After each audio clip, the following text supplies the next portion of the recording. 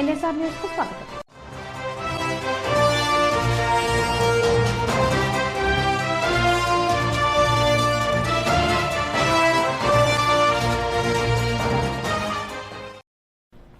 కాకతీయ విశ్వవిద్యాలయంలో విద్యార్థులకు ఎలాంటి ఇన్ఫర్మేషన్ లేకుండా విద్యాలయానికి సెలవులు ప్రకటించడంపై ఎస్ఎఫ్ఐ విద్యార్థులు ఆగ్రహం వ్యక్తం చేశారు. యూనివర్సిటీలో హిస్టారిక్ కాంగ్రెస్ సెమినార్ నిర్వహిస్తున్న సందర్భంగా వచ్చేటువంటి డెలిగేట్స్ కి అతిథులకు ఆతిథ్యం ఇచ్చేందుకు ఉన్న ఫలంగా విద్యార్థులను తమ వస్తువులు తీసుకునే హాస్టల్లో ఖాళీ చేసి ఇంటికి వెళ్లిపోవాలి అనడం చాలా బాధాకరమని, ప్రైవేట్ యూనివర్సిటీలో ఎన్నో ఉన్నాయి, రాజకీయ నాయకులకు సంబంధించిన కాలేజీలు ఉన్నాయి, కానీ పైసా కూడబెట్టుకుని తమ పిల్లలను చదువుకోవాలని ఆశతో యూనివర్సిటీకి పంపిస్తే ఇలా సెలవులు ఇచ్చి పంపించడం చాలా బాధాకరమని విద్యార్థి నాయకులు తెలిపారు.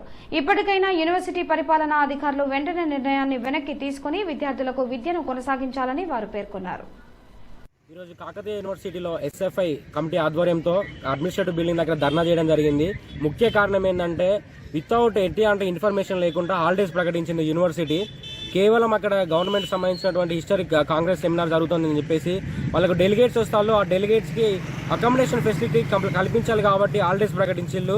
వాళ్ళ డెలిగేట్స్ కోసమే పిల్లలందరినీ కూడా తట్టా బుట్ట అన్ని చదువుకొని వాళ్ళ లగేజ్ చదువుకొని వెళ్ళిపోమని చెప్పేసి ఆ హాస్టల్లో వాళ్ళ డెలిగేట్స్ ఉండడం కోసమే మమ్మల్ని పంపిస్తూ ఉన్నారు. వాళ్ళకి ఎట్లాంటి నిబద్ధత లేదు దాన్ని పార్టిసిపేట్ చేయడంలో కానీ, విద్యార్థులకు వెల్ఫేర్ గురించి కానీ, వాళ్ళకి ఎన్ని హాలిడేస్ ఇస్తారో కనీసం చెప్పడంలో కానీ, ఇంత ఇంటెలెక్చువల్ సెమినార్ జరుగుతున్నప్పుడు వీళ్ళని పార్టిసిపేట్ చేయట్లేరు. ఇట్లాంటి వాటికి మేము అందరం కూడా వ్యతిరేకంగా చెప్తా ఉన్నాం. ముఖ్య ఉద్దేశం ఏంటంటే అంత ఇంటెలెక్చువల్ జరుగుతున్నప్పుడు పిల్లలు కూడా పార్టిసిపేట్ చేయాలి. స్టూడెంట్స్కి అవకాశం ఇవ్వకుండా ఇంతమంది మేధావులు జరిగే దాంట్లో వీళ్ళందరూ నిలగొట్టి వీళ్ళేం సాధిస్తారు? వీళ్ళందరికీ ఒకవేళ అకామిడేషన్ వేయాలనుకుంటే ఎంపీఎంఎల్ఏ క్యాంప్ ఆఫీసులు ఉన్నాయి, ఎస్ఆర్ యూనివర్సిటీలు ఉన్నాయి, ప్రైవేట్ గెస్ట్ హౌస్లు ఉన్నాయి, అల్లు ఇచ్చుకోవాలి. ఇది మల్లారెడ్డిలో లేకుంటే ఇంకో వోక్సన్ యూనివర్సిటీ, అనురాగ్, ఎస్ఆర్ యూనివర్సిటీలో కావు. ప్రభుత్వ యూనివర్సిటీలు ఫీజులు రియంబర్స్మెంట్లతోని, విద్యార్థుల పైసలతోని, వాళ్ళ అమ్మానాన్ని చేసిన కష్టాల ట్యాక్స్లతో నడిచి.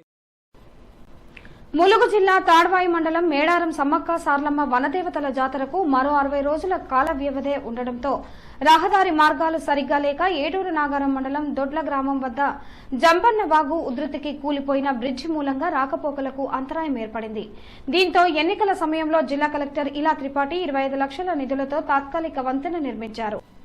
మిచాన్ తుఫాన్ ప్రభావంతో 2 రోజులు కురిసిన వర్షానికి తాత్కాలిక వంతెన కొట్టుకుపోయింది. ఇక వాగవతలి గ్రామాలైన మల్యాల, కొత్తూరు, కొండాయి, ఐలాపూర్ గ్రామాల ప్రజలు నిత్యావసర సరుకులకు, వైద్య, ఆరోగ్య సమస్యలకు నానా ఇబ్బందులు ఎదుర్కొంటున్నారు. వారి సమస్యలను పట్టించుకునే పాలకులు, అధికారులు కరువయ్యారని ఏజెన్సీ ప్రాంత వాసులు ఆవేదన వ్యక్తం చేస్తున్నారు. వాగవతలి వాసులు నిత్యావసరాలకు, వైద్యం, ఆరోగ్యం, విద్యా సమస్యలతో సతమతం అవడమే కాకుండా మరో 60 రోజులలో నిర్వహించనున్న మేడారం సమ్మక్క సార్లమ్మ జాతరకు మధ్యప్రదేశ్, ఛత్తీస్గఢ్, మహారాష్ట్ర, ఒరిస్సా రాష్ట్రాల నుండి సుమారు 15 లక్షలకు పైగా భక్తులు ఇదే మార్గం గుండా వెళ్లవలసి వస్తుందని, రహదారి మార్గాలు ఇలా ఉంటే ట్రాఫిక్ అంతరాయంతో పాటు ప్రమాదాలు చోటు చేసుకుంటాయని గ్రామస్తులు తెలుపుతున్నారు. ఎన్నికల సమయంలో హడావుడిగా ఏర్పాటు చేసిన తాత్కాలిక వంతెన నిధులు 25 లక్షల రూపాయలు చిన్న చిరుజల్లులకు కొట్టుకుపోయి నీళ్ల పాలైందని దొడ్ల గ్రామస్తులు అంటున్నారు. ఇప్పటికైనా మా నియోజకవర్గ ఎమ్మెల్యే, పంచాయతీరాజ్ శాఖ మంత్రి సీతక్క త్వరగా స్పందించి రహదారి మార్గాలు సరిగ్గా లేక పలు రకాల సమస్యలతో ఇబ్బందులు ఎదుర్కొంటున్న ఏజెన్సీ గ్రామాల ప్రజల సౌకర్యార్థం రానున్న మేడారం జాతరకు ఇదే మార్గం గుండా వెళ్లే భక్తులను దృష్టిలో పెట్టుకుని యుద్ధ ప్రాతిపదికన వంతెన పనులు చేపట్టాలని పలువురు కోరుతున్నారు. ఇప్పుడు మాకు 10-15 లక్షలు ఇప్పుడు మేడారం జాతర వల్ల ఛత్తీస్గఢ్, మహారాష్ట్ర, బీజాపూర్ ఇవన్నీ ఈ దారి నుంచే నడవలసి వస్తుంది. మన మధ్యప్రదేశ్, బీజాపూర్, మహారాష్ట్ర ఇవన్నిటి నుంచే పోవాలి కదండి. మాకు కావాల్సిన ఈ సౌకర్యం ఈ తొందరగా ఈ బ్రిడ్జి వేస్తే మాకు అందుబాటులో మాకు రాకపోకలకు సౌకర్యం కావాలి. ఎందుకంటే ఇప్పుడు ఒకవేళ ఇప్పుడు మధ్యరాత్రి కూడా ఒక కడుపు నొప్పి లేసిన ఒక డాక్టర్ లేడు, దాటాలు ఉన్నా కూడా ఈ జంపనవాగులో కష్టమవుతుంది. ఇప్పుడు ఒకవేళ స్త్రీ దాటాలంటే చాలా కష్టమవుతుంది. మగవాళ్ళు దాటవచ్చు కానీ ఆడవాళ్ళు దాటలేము. అటు నుంచి వెహికల్ అయితే అటే ఆగుతానే, ఇటు నుంచి వెహికల్ ఇటే ఆగుతానే. ఒకవేళ వెహికల్ లేని పరిస్థితులలో నడిచిపోవాలంటే చాలా కష్టమవుతుంది ఈ వాగు వల్ల. అంటే ఈ రాకపోకలకు చాలా ఇబ్బంది జరుగుతూ ఉంది.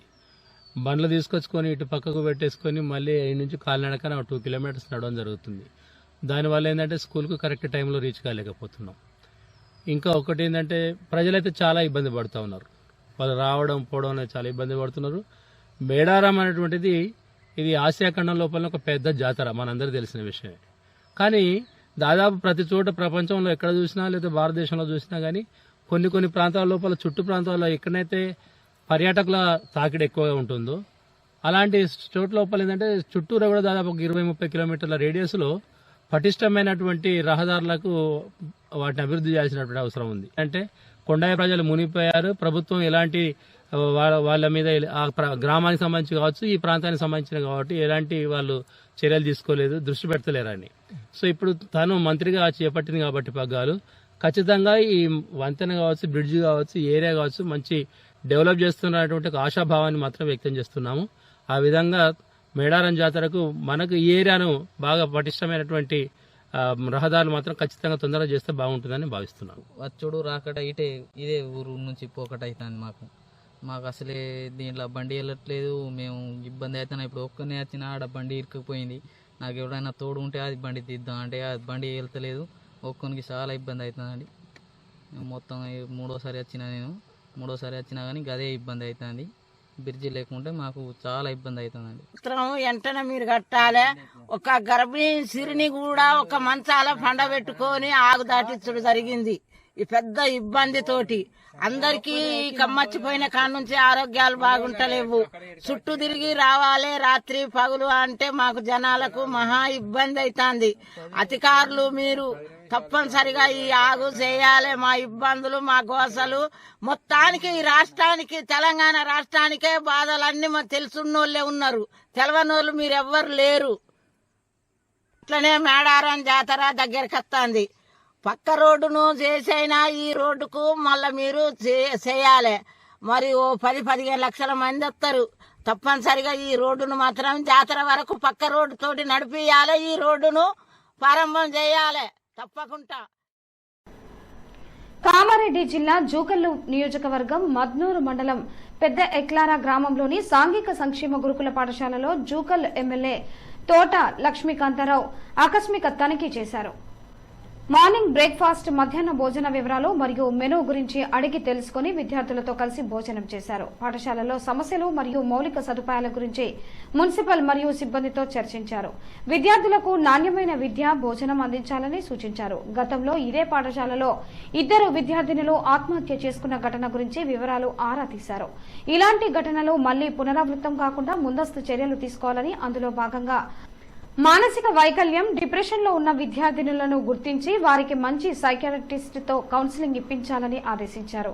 ఈ కార్యక్రమంలో మద్నూరు మండల మాజీ మార్కెట్ కమిటీ చైర్మన్ సంగమేశ్వర్, మండల యువ నాయకులు సోమవార్, మహేష్, కాంగ్రెస్ కార్యకర్తలు పాల్గొన్నారు. ములుగు జిల్లా తాడ్వాయి మండలంలోని నార్నాపూర్ గ్రామానికి చెందిన పల్లపు వెంకటస్వామి, కంది దుర్గయ్య, కంది బాబులు అడవి నుంచి ఒక ట్రాక్టర్లో రాయి తెచ్చుకోవడానికి అడవికి వెళ్లగా అటవీ శాఖ అధికారులు విచక్షణారహితంగా చితకబాది తీవ్ర గాయాల పాలు చేసి నానా చిత్రహింసలకు గురి చేశారని వారు ఆవేదన చెందారు. అడవిలోని రాయిని తీసుకోవద్దు, ఇంటికి పొమ్మంటే వెళ్లేవాళ్లమని అకారణంగా దాడి చేశారని వారు రోధించారు. తప్పు చేస్తే కేసులు పెట్టి శిక్షించాలి కానీ కొట్టి గాయాల పాలు చేయడం ఏమిటని వారు ప్రశ్నించారు. కాయకష్టం చేసుకుని కుటుంబాలను పోషించుకునే వారమని, మమ్మలను ఫారెస్ట్ అధికారులు కొట్టి పని చేసుకోకుండా చేశారని మేము ఎలా బతకాలన్నారు. ఈ మేరకు మంగళవారం తాడ్వాయి పోలీస్ స్టేషన్లో వారు ఫిర్యాదు చేశారు. తమపై అకారణంగా దాడి చేసిన ఫారెస్ట్ అధికారులపై కఠిన చర్యలు తీసుకోవాలని బాధితులు కోరారు.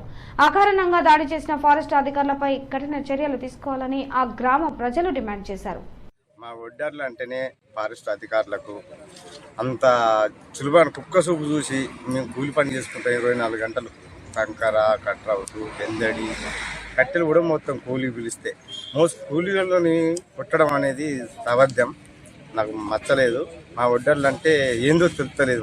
మా బతుకును కొంచెం కాపాడాలని, ఫారెస్ట్ అధికారులకు శిక్ష పడాలనేది కూడా ఖచ్చితంగా ఉన్నదని తెలుసు. పార్టీల మధ్య ఘర్షణలు సహజమే. అధికార విపక్షాల మధ్య ఘర్షణలు మామూలే. వీటికి అనేక కారణాలు ఉంటాయి. నేడు నియోజకవర్గంలో ఎలాంటి అభివృద్ధి జరిగినా అది మన హయాంలోనే జరిగిందే. ఈ నియోజకవర్గంపై పగబట్టారు గత ముఖ్యమంత్రి కేసీఆర్. గత ఎమ్మెల్యే ఎన్నికలలో ఓడిపోయిన వ్యక్తికి అధికారం ఇచ్చి మనపై కక్ష తీర్చుకున్నారు. ఈటలకు ఎలాంటి పేరు రాకూడదని నిర్ణయించుకున్నారు కేసీఆర్ ను ఓడగొట్టే దమ్ము ఉన్న ఈటలను ఈ నియోజకవర్గంలో లేకుండా చేయాలనే దురుద్దేశంతోనే కేసీఆర్ ఉన్నారన్నారు. బీజేపీలో చేరిన తర్వాత కేవలం హుజురాబాద్ లోనే కాదు తెలంగాణలో పార్టీ బలోపేతం చేయాలని నిర్ణయించుకుని జరిగిన ఎన్నికలలో ప్రచారం చేశాం. పార్టీ గుర్తించి గౌరవించి ఇచ్చిన బాధ్యతను నిర్వహించానన్నారు. వీరుడు కొట్లాడతాడు కానీ కన్నీళ్లు పెట్టుకోడని నేను గతంలోనే చెప్పాను. సొమ్మెవరిదైనా సోకు ప్రజలకే ఉండాలి. అలాగే ఎవరు అభివృద్ధి పనులు చేసినా స్వాగతిస్తామన్నారు. నేను ఎప్పుడూ కష్టాన్ని ధర్మాన్ని ప్రజలను నమ్ముకుంటా అంతే. నేను గెలిస్తే ప్రజలు గెలిచారని నమ్ముతాను అన్నారు.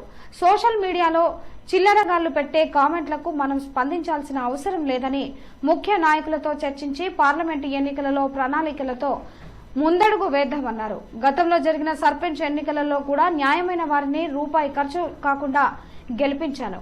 బీజేపీ కార్యకర్తలు అందరూ ఎప్పుడూ ప్రజల మధ్యనే ఉండండి అన్నారు. స్థానిక సంస్థల ఎన్నికల నుండి పార్లమెంటు ఎన్నికల వరకు మనం ఎప్పుడూ సిద్ధంగా ఉండాలని, మన కార్యకర్తలు సరిగ్గా పనిచేయలేదని ఎవరూ అనకూడదన్నారు. మనం ఎప్పుడూ ప్రజలకు అండగా ఉండి ప్రజల మధ్య ఉందాం. పార్టీ ఆదేశిస్తే ఎంపీ ఎన్నికలలో పోటీ చేసి ప్రజలలో విశ్వాసం నింపుదాం. ప్రతి పల్లెల్లో ప్రజల అవసరాలను తెలుసుకుని వారికి అండగా నిలబడి కొట్లాడదామని ఈటెల అన్నారు. నాకు నిజంగా తెలంగాణ ఉద్యమంలో మొన్నటి వరకు నాకు కులం లేదు, నాకు మతం లేదు, నాకు గ్రూప్ లేదు, నేను ఒకటి చొక్కేసేది ఒకటి కాంప్లైంట్ చేసేది.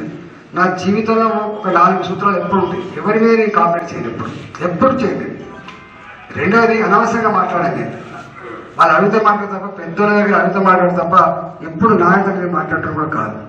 కానీ ఇవాళ ఎన్నెన్ని రకాల సోషల్ మీడియాలో 2 సంవత్సరాల కాలంలో ఎన్నెన్ని పెడుతుందో చూస్తా ఉన్నా. అయినా దానికి ఎవరైతే ఆ చిల్లరగాలు పెడతారో ఆ చిల్లరగాలే పోతారు తప్ప తాత్కాలికంగా వారికి కొంత ఆనందం కలుగుతుండొచ్చు, తాత్కాలికంగా మనకు పేరు అవుతున్నట్టు వారికి కనబడుతుండొచ్చు. కానీ దానికి మరి స్పందించాల్సిన శక్యం లేదు. డెఫినెట్గా ఈనాడు నాడు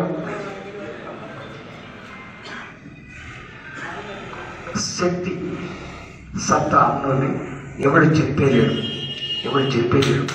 డెఫినెట్గా రాబోయే కాలంలో ఇవన్నింటినీ గుండెలో పెట్టుకొని ఇవన్నింటినీ అర్థం చేసుకొని మళ్ళీ ఎట్లా పురోగమించాలో ఆలోచన తప్పకుండా చేస్తా. మళ్లీ విజృంభిస్తున్న కరోనా మహమ్మారిని దృష్టిలో పెట్టుకుని వరంగల్ ఎంజీఎం ఆసుపత్రిలో కరోనా నివారణ కొరకు 50 పడకలతో ప్రత్యేక వార్డును ఏర్పాటు చేసినట్లు ఎంజీఎం అధికారులు తెలిపారు. దేశంలో వేగంగా విస్తరిస్తున్న కరోనా కొత్త వేరియంట్ JN1 పరిగణలోకి తీసుకుని కేంద్ర రాష్ట్ర ప్రభుత్వాల ఆదేశాల మేరకు ఎంజీఎం ఆసుపత్రిలో ప్రత్యేక వార్డును ఏర్పాటు చేసినట్లు తెలిపారు. ఇప్పటి వరకు జిల్లాలో ఎటువంటి కేసులు నమోదు కాలేదని ఎంజీఎం అధికారి తెలిపారు. వచ్చిందని ఒక ఉధృతిగా వాతావరణం ఏర్పడిన సందర్భంగా కేంద్రము తెలంగాణ గవర్నమెంట్ కూడా అలర్ట్ చేయడం అయింది. గవర్నమెంట్ సూచనల మేరకు మేము ఈరోజు వరంగల్లో ప్రత్యేకంగా 50 బెడ్లు అరేంజ్ చేయడం, కోవిడ్ సపరేట్ వార్డుకు తయారు చేయడం, అందులో సాధారణ బెడ్లు, ఆక్సిజన్, వెంటిలేటర్తో మా సిబ్బందిని సంసిద్ధంగా ఉన్నాం. ఇంతవరకు అయితే వరంగల్లో ఎలాంటి అంటే కోవిడ్ వచ్చిన కాంచెలు మేము కంటిన్యూగా కోవిడ్ టెస్టులు చేస్తున్నాం. ఇంతవరకు వరంగల్ మాత్రం పాజిటివ్ రాలేదు. తెలంగాణలో అక్కడక్కడ వచ్చిన ముఖంగా మాకు తెలిసిన సమాచారం మేరకు గవర్నమెంట్ అలర్ట్ చేసిన సందర్భంగా మేము అన్ని రకాల ఏర్పాట్లు సిద్ధం చేసి సంసిద్ధంగా మనం భయపడాల్సిన అవసరం లేదు. సాధారణంగా ఇది కామన్ కోల్డ్ సీజన్ కాబట్టి కాఫ్, కోల్డ్, మైల్డ్ ఫీవర్ వచ్చే సందర్భం ఉంటుంది. ఎలాంటి వేరియంట్ వచ్చినా మాత్రం దీంతో భయపడవలసిన మామూలు వైరల్ ఇన్ఫెక్షన్ ఎట్లయితే జాగ్రత్తలు తీసుకుంటారో ఆ జాగ్రత్తలు తీసుకుంటే సరిపోతుంది. ప్రత్యేకమైన ట్రీట్మెంట్ అంతా ఈ ప్రెజెంట్ అయితే అవసరం. జనగామ జిల్లా చిలుపూరు మండలం చిన్నపెండ్యాల గ్రామంలో గౌడ సంఘానికి సంబంధించి రేణుక ఎల్లమ్మ గుడి నిర్మాణం కోసం గత 30 సంవత్సరాల క్రితం చిన్న రాఘవరావు దగ్గర సర్వే నెంబర్ 1 ఎకరం 11 గుంటల భూమిని కొనుగోలు చేయడం జరిగింది. గుడికి సంబంధించిన భూమిని ఎవరి పేరు మీద పట్టా చేయించుకోలేదని, పట్టా ఎలా చేయించాలో మాకు తెలియక అలాగే ఉంచుకొని గౌడ కులస్తులం అందరం కలిసి గుడి నిర్మించుకోవడం జరిగింది. ఇటీవల గుడి భూమిపైన కన్ను వేసి సర్వే నంబర్ 78లో ఉన్న సంపత్ రెడ్డి అనే వ్యక్తి ఈ గుడి భూమిపై కన్ను వేసి 79లో ఉన్న భూమిని ఆక్రమించుకోవాలని చూస్తున్నారు. గుడి చుట్టూ మేము కొంత డెవలప్మెంట్ చేసే క్రమంలో సంపత్ రెడ్డి దీనికి అడ్డుపడుతూ మా గౌడ కులస్తులందరినీ ఇబ్బందులకు గురి చేస్తూ ఏడీ సర్వేయర్ ద్వారా కొలతలు వేసి హద్దులు పెట్టించినప్పటికీ సంపత్ రెడ్డి వాటిని చెరిపివేసి డీసీపీ మురళి ద్వారా పోలీసులతో మమ్మల్ని భయభ్రాంతులకు గురి చేస్తూ మా గౌడ కులస్తుల మనోభావాలను దెబ్బతినేలా అవమానపరుస్తున్నారు. ఈ విషయాన్ని ఇంతటితో వదిలివేయకపోతే దేవాదాయ శాఖ మంత్రిని, ముఖ్యమంత్రిని కలిసి మాకు న్యాయం జరిగే వరకు పోరాడతామన్న గౌడన్నలు. ఈ కార్యక్రమంలో గౌడ సంఘకుల పెద్దలు, మహిళలు, గ్రామ పెద్దలు, సర్పంచులు, ఎంపీటీసీలు, స్థానికులు పాల్గొన్నారు. మా తాతల కాలం నుంచి ఈ అడ్డా అనేది 300 గౌడ కార్మికులము ప్రతి నిత్య కళ్ళు అమ్ముకుని పోతున్నాము. అదేవిధంగా 30 కాదు 50 మా తాత అంటే ఇప్పుడు ఒక 100 సంవత్సరాల పీరియడ్ నుంచి వాళ్ళు వేయండు, మా బాబులు వేయండు, మళ్ళా మా పీరియడ్ వచ్చింది. మా పీరియడ్లో ఈ జాగను 30 ఎకరం 15 గుంటల భూమిని పెండ్యాల చినరాఘవరావు గారి దగ్గర దాన్ని నేను కొనుగోలు చేసి ఈ గౌడ సంఘం తరఫున మొత్తం సర్వే నెంబర్ 79 సర్వే నెంబర్ ఇంజిన్లో మొత్తం మాకు ఆక్రమించిండు. ఆ విధంగానే మేము దాన్ని మీదే పాల్గొనుకుంటూ పోతున్నాము. ఆ సంపారెడ్డి అనేటోడు వాడు పుట్టక ముందు కొన్న భూమిని ఇవాళ వచ్చి ఈ భూమి నాది మనకి ఏమైనా అర్హతలు ఉంటే, మనకి ఏమైనా పట్టా పాసుబుక్కులు ఉంటే వచ్చి నక్ష ప్రకారం ఎంసీ మెట్టి కొలతలేసి మా కొలతల ప్రకారం మేము గెట్టు దాటకుండా మా భూమిలో మేము మా పని మేము చేసుకుంటూ పోతుంటే దౌర్జన్యంగా పోలీసులకు పైసలు ఇచ్చో లేకపోతే ఎస్పీలకు కట్టుకోనో మమ్మల్ని అందరినీ బాగా ప్రెస్ చేస్తున్నాడు. చినరాఘవరావు గారు తీసుకున్నాం. మేము 79లో మేము తీసుకున్నాం. సంపత్ రెడ్డి అయినట్టు ఆయన 78లో తీసుకున్నాడు. తీసుకుంటే ఆయన ఉండవలసింది ఎంత అంటే 28 గుంటలు. ఆయనకు ఆల్రెడీ పాస్బుక్ వచ్చింది, 1B వచ్చింది. 79లకు ఆక్రమించుకొని మేము 5 సంవత్సరాలకు పెద్ద మనుషులు మారుతాం కాబట్టి మా పేరట మేము రిజిస్ట్రేషన్ చేసుకోలేదు, ఎలాంటి పాస్బుక్ తీసుకోలేదు. మాకు మామూలు పేపరే రాసిచ్చిందో ఆ దొరవార్లు రాసిచ్చిన అదే గౌరవం మీద మేము పోతాంటే ఈయన ఆక్రమించుకొని ఇది నాదే భూమి అని పోలీసు వాళ్ళతో డీసీపీ మురళీధర్ గారితో బాగా ఒత్తిడి తీసుకొచ్చి మాకు భయాందోళనగా గురి చేసి మా మీద కేసులు పెట్టి మేము మాదే భూమి అని సర్వే చేసినాక సుత ఆ సర్వేల సుత మాదే అని తేలినాక సుత మేము మట్టి పోయించినాం. మట్టి పోస్తే ఇప్పుడు 3-4 లక్షలు పెట్టి మట్టి పోయిస్తే ఆ మట్టి తీపియాలని సీఏ గారు ఒత్తిడి చేసి ఈ లారీల మీద బెదిరింపులు చేసుకుంటూ లారీలో తీసుకొచ్చి వాళ్ళని మట్టి తీపిచ్చే ప్రయత్నాలు చేస్తాం. కాబట్టి దయచేసి సిపి గారైనా మా ముఖ్యమంత్రి గారైనా మాకు దయచేసి మాకు న్యాయం చేయాలి. ఎకరం 14 గుంటలు ఇది మేము వాస్తవంగా కొన్న భూమి. ఇది మా పక్కనే 78లో ఉన్నటువంటి సంపత్ రెడ్డి, గుంపుల సంపత్ రెడ్డి, ఆయనకు ఆ భూమి ఎంతవరకు ఉందో ఆయన తెలియదు. 78లో ఆయనకు ఉండవలసినటువంటి భూమి ఆయనకు ఉన్నది. లెక్క ప్రకారంగా అనవసరంగా మేము వెనక కాస్త చేయలేదు కనుక మేము మా భూమి ఎక్కడికి పోతనేటువంటి ఆలోచనతో మేము ఉన్నాం. ఆ భూమి మాకు సంబంధించిన భూమిని ఆయన ఆక్రమించుకొని మేము గుడి నిర్మాణం చేస్తుంటే వచ్చి మనకు రాత్రనక పగలనక మేము కష్టపడి మేము గుడి నిర్మాణం చేస్తుంటే ఆయన వచ్చి పోలీసు వాళ్ళ ప్రోద్బలంతో మా మీద కేసులు పెట్టి బనాయించి మమ్మలను చిన్నపెండాల గ్రామస్తులందరినీ భయభ్రాంతులకు గురి చేస్తున్నాడు. ఇటువంటి విషయాల్లో పోలీసు వాళ్ళు జోక్యం చేసుకోకూడదు. మరి ఎందుకు మీరు ఏమన్నా మా మీద ఇంత చర్య ఎందుకు తీసుకోవాల్సి వస్తుంది అని మేము ఖండిస్తున్నాము. ఈ విధంగా జరిగితే మాత్రం చిన్నపెండాల గ్రామస్తులం అందరం మినిస్టర్ దగ్గరికే కానీ ముఖ్యమంత్రి దగ్గరికే కానీ పోయి మాకు న్యాయం చేయాలని మేము కోరుకుంటున్నాం. శ్రీ ధర్మశాస్త్ర అయ్యప్ప అన్నదాన సేవా సమితి వారి ఆధ్వర్యంలో ప్రతిరోజు సుమారు 300 మందికి పైగా అయ్యప్ప స్వాములకు మహాన్నదాన కార్యక్రమం నిర్వహిస్తున్నారు. మాలధారణ చేసుకుని అయ్యప్ప కృపకు పాత్రలు కావాలన్న సంకల్పంతో ఎంతో మంది అయ్యప్ప స్వామి మాలధారణ చేసుకుంటారు. కొన్ని అనివార్య కారణాల వల్ల కానీ లేక వసతులు సరిగా లేక కుటీరంలో భిక్ష ఏర్పాటు చేసుకోవటం ఇబ్బంది అవుతుంది. అది గ్రహించిన శ్రీ ధర్మశాస్త్ర అయ్యప్ప అన్నదాన సేవా సమితి వారు ఈ నెల 13 నుండి జనవరి 10వ తేదీ వరకు మహా అన్నదాన కార్యక్రమాన్ని నిర్వహిస్తున్నారు. ఈ అన్నదానాన్ని స్వీకరించేవారు ఉదయం 7 గంటల సమయంలో పాపయ్యపేటలో ఉన్న ధర్మశాస్త్ర అయ్యప్ప సమితిలో అన్నదాన కూపన్ తీసుకోవాల్సి ఉంటుంది. దాన్ని బట్టి మహా అన్నదాన కార్యక్రమం వారు చేపడతారు.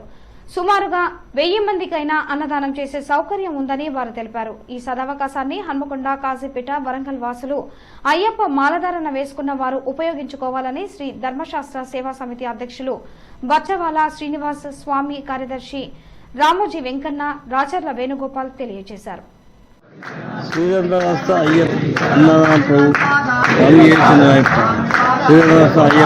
సేవా సమితి ఆధ్వర్యంలో ప్రతిరోజు మేము 300 నుంచి 350 శిక్ష ఏర్పాటు చేయడం అనేది ఈ యొక్క అన్నదాన సంస్థ 2020లో స్థాపించబడింది. నా యొక్క ముఖ్య ఉద్దేశం ఏంటంటే ఈ యొక్క హోటల్ వ్యవస్థను బంద్ చేపించి అయ్యప్పలందరూ ఇలాగా కుటీరాలు ఏర్పరచుకొని అయ్యప్ప పిచ్చి చేయాలన్నది.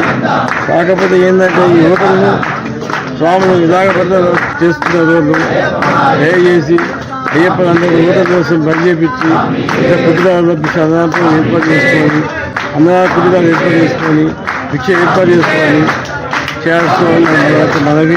దీనికి 1000 మంది అయ్యప్పకు అన్నదానం ఏర్పాటు చేయాలని నాకు ముఖ్య కోరిక స్వామి. అందరు దాతల సహాయకాలతోనే ఇది చేస్తున్నాము. మేము ఒక 15 మంది కుటుంబం సభ్యులు ఉన్నాము. దీని యొక్క కమిటీ ఎవరము వేరే ఆశించట్లేము. దీని యొక్క స్వచ్ఛందంగా ఈ యొక్క తీసుకొని పోవాలని మా యొక్క ముఖ్య ఉద్దేశం స్వామి. కొమురం భీం ఆసిఫాబాద్ జిల్లా జైనూరు మండల కేంద్రంలో జైనూరు, సిర్పూర్, లింగాపూర్ ఆటో యూనియన్ ఆధ్వర్యంలో ఆటోలతో ర్యాలీగా వచ్చి కొమురం భీం చౌక్ వద్ద రహదారిపై రాస్తారోకో కార్యక్రమాన్ని చేపట్టిన ఆటో డ్రైవర్లు ప్రభుత్వం మహిళలకు ప్రవేశపెడుతున్న మహాలక్ష్మి పథకంను వెంటనే నిలిపివేయాలని, మహిళలు ఉచిత బస్సు ప్రయాణం ద్వారా ఆటో డ్రైవర్లు చాలా నష్టపోతున్నామని, తమ కుటుంబాలు బతకడం చాలా భారంగా మారుతుందని, కనీసం ఆటో బకాయిలు కూడా కట్టలేని పరిస్థితుల్లో ఆటో డ్రైవర్లు ఉన్నారని, ఆటో బంద్ పథకం అమలు చేయాలని ప్రభుత్వానికి ఆటో డ్రైవర్ తరపున డిమాండ్ చేశారు.